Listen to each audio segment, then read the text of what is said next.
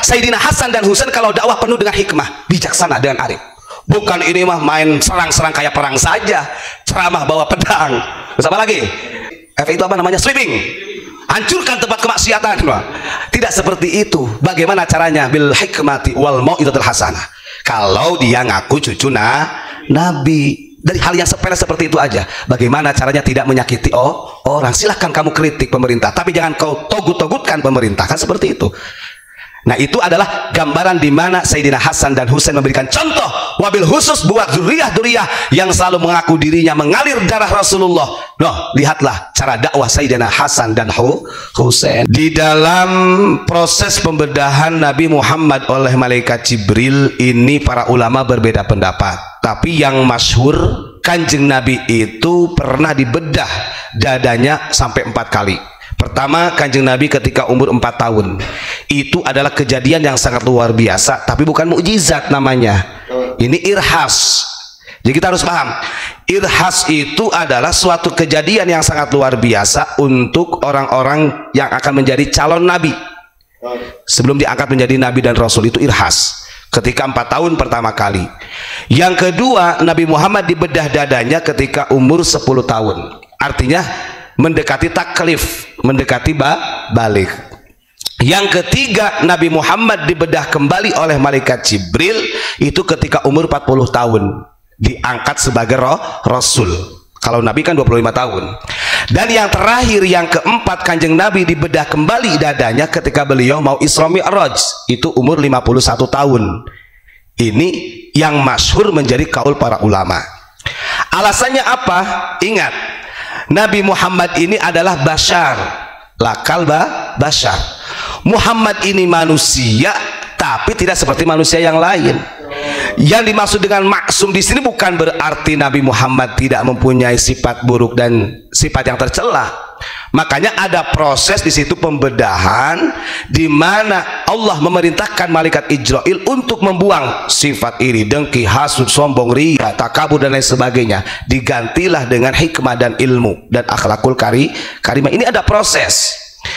Tapi dalam pemikiran kita, jangan kita bayangkan dibedah seperti dokter bedah. Ini yang nggak nalar nantinya. Artinya dari sejak kecil Kanjeng Nabi ini sudah terdidik mengenai tentang akhlakul karimah. Kalau dalam istilah tasawuf itu ada takhalli, Bapak. Karena orang bisa wusul sampai kepada Allah ini, tahapan pertama di dalam thariqah itu adalah takhalli sama tahalli. Makanya ini kan diimplementasikan oleh Kanjeng Nabi, bagaimana cara belajar ihsan yang benar-benar. Sekalipun dia ini ahli ibadah, ahli ceramah, kalau hatinya belum bisa takhalli dan tahalli, dia nggak bisa wusul, nggak bisa sampai kepada Allah. Gitu ya.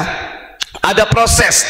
Maka di dalam thariqah dikembangkan bagaimana supaya kita bisa mengaplikasikan dalam sejarah Kanjeng Nabi ketika dibedah.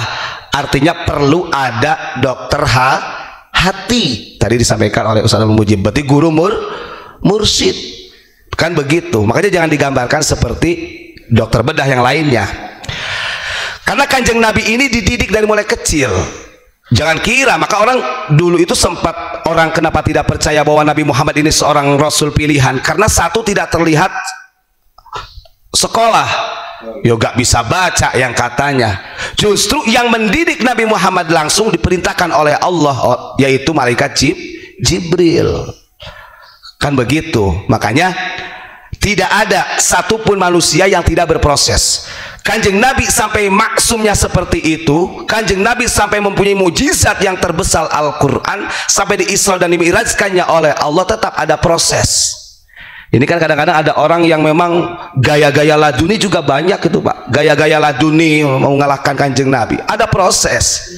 Makanya istilah alam nashrah laka sadrak itu tuh ada tuh ayatnya.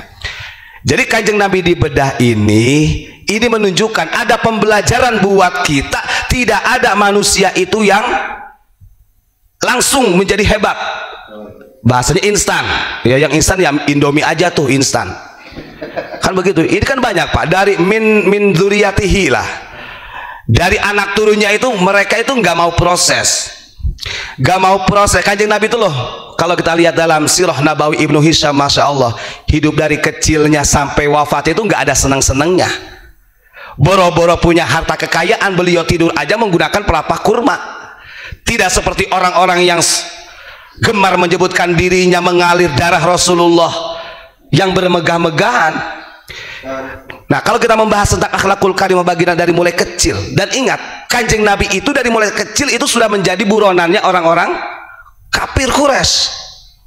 Makanya ada baina katifai alamah, karena di antara dua tulang walikat Kanjeng Nabi itu ada alamah, ada tanda nubuah, ada kenabian. Orang-orang Yahudi yang ekstrim pada waktu itu mereka gak suka, karena sudah ada di dalam kitab Taurat, Injil sudah tercatat akan ada nabi khatamun nabiyyin yang bernama Ahmad. Diincar kan begitu. Sekarang apakah ada mereka yang seperti itu? Enggak ada lah, kepedean mereka itu. Terus ingat, dari 4 kali Kanjeng Nabi itu dibedah, pada intinya di situ Allah memerintahkan malaikat Jibril untuk mendidik ruhaniyahnya Kanjeng Nabi. Itu sebenarnya. Maka di dalam Thariqah ketemu, di dalam dunia tasawuf ketemu, tanpa harus melegalitaskan laskar sufi, sudah ketemu pendidikan Thariqah. Kan begitu, dididik dari mulai itu, akhirnya diajarkan langsung oleh malaikat Jibril, maka jadi nabi. Nggak ada yang instan. Walaupun beliau sudah Isra Mi'raj, ini kan ada juga Pak yang melebihi Isra Mi'rajnya Kanjeng Nabi, ada tuh. Yang masyhur Kanjeng Nabi 1 kali itu Faqih Muqaddam bisa 70 kali Isra Mi'raj. Ini kan maksudnya kita ini oke lah, perjalanan itu mungkin bisa jadi menurut mereka, tapi jangan mengkerdilkan sirah nabawi yang terjadi pada Nabi Muhammad SAW. Nih, bukti bahwa Kanjeng Nabi 4 kali ada tercatat dalam Sahih Bukhari. Takutnya dikira nanti saya bohong. Yang terakhir itu ketika beliau hendak Isra Mi'raj. Ini hadis yang ke-349.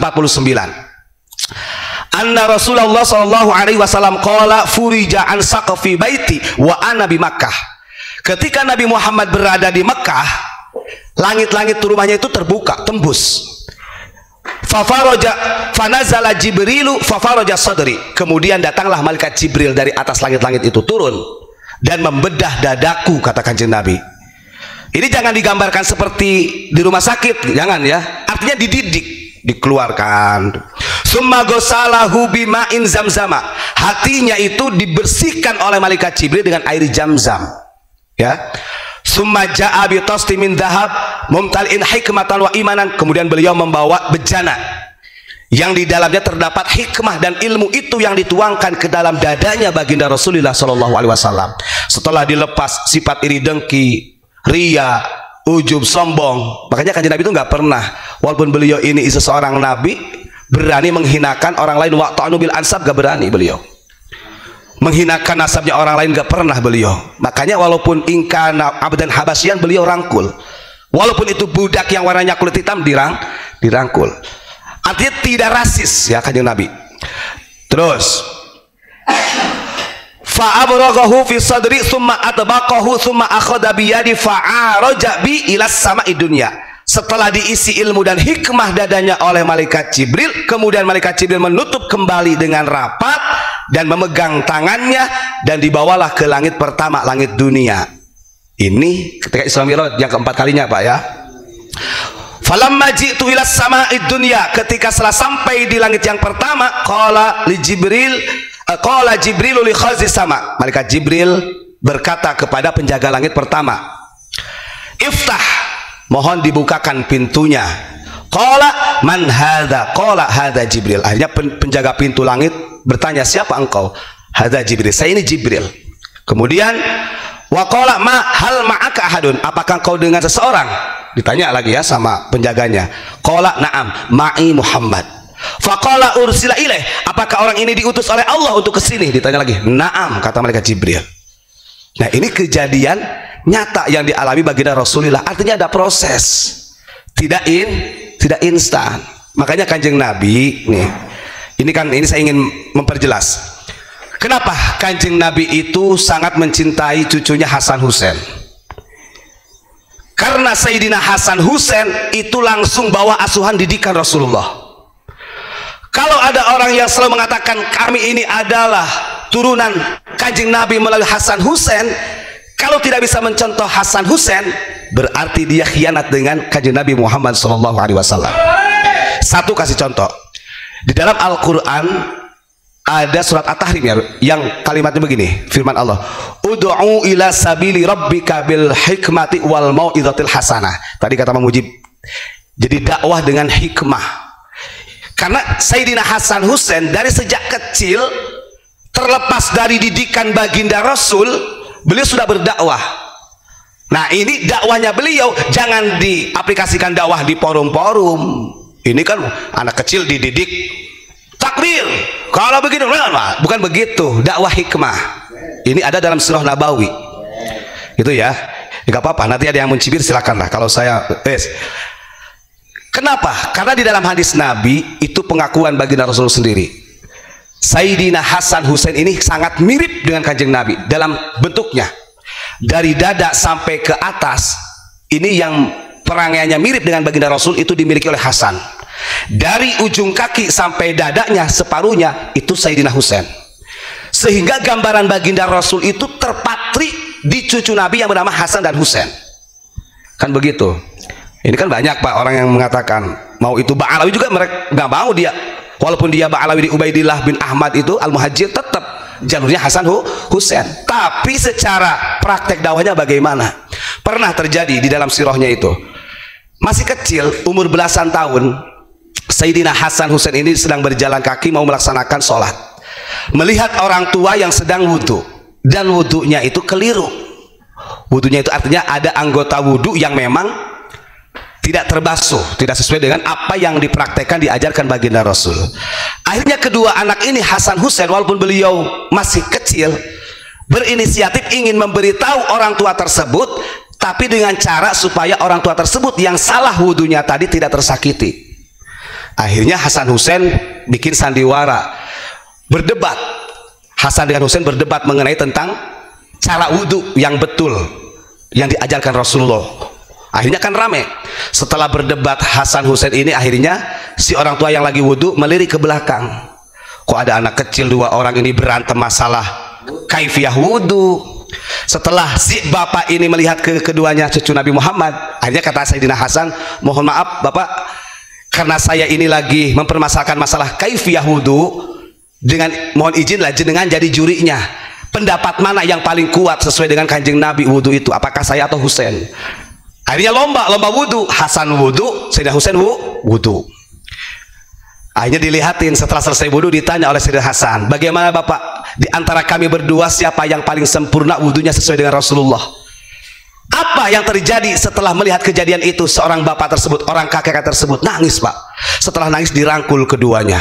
Masya Allah, ini jadi beliau secara tidak langsung spontan merangkul dan mengatakan, sebenarnya saya yang keliru dalam wudhu itu, bukan adik-adik ini. Tuh cara dakwahnya Sayyidina Hasan dan Husain.